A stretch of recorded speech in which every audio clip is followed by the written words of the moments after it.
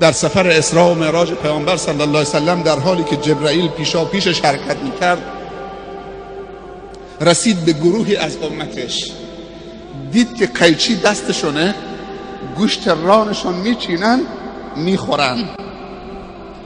گفت اینها چه گروهی از امت من هستن؟ گفتم بعد میگم.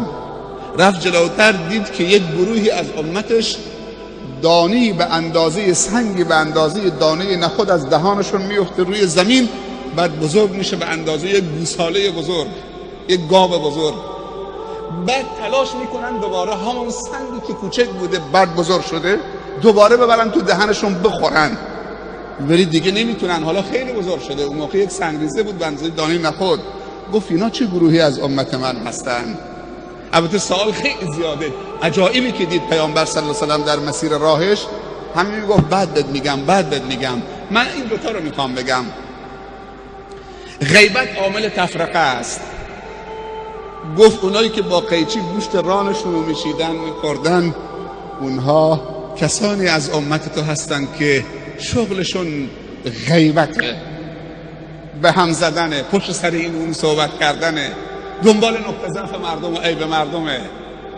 و اما اون گروهی که به اندازه دانه نخود سنگریزه از دهانشون می آمد بیرون بعد بزرگ می شد، گفت اونها کسانی هستند که زنها و مردای عفیف و پاکدامن را بهتان می زنن و امنیت و آرامش را از جامعه می گیرن.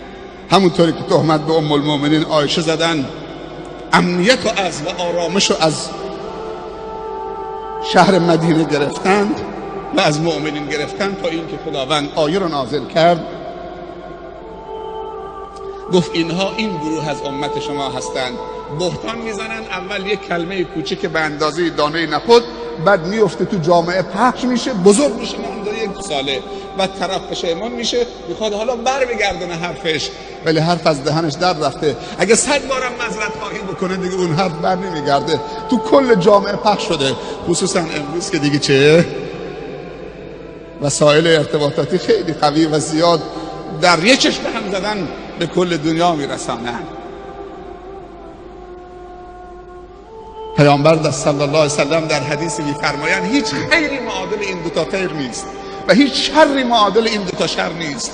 گفتم کدوم خیر منظورته؟ گفت حسن الظن بالله و حسن الظن بالناس، حسن گمان و ظن به خدا و حسن ظن و گمان به مردم. و هیچ شر معادل این دوتا شر نیست، بدگمانی به الله و بدگمانی به خلق خدا و مردم. اینا سبب نفرت و دوری می شود.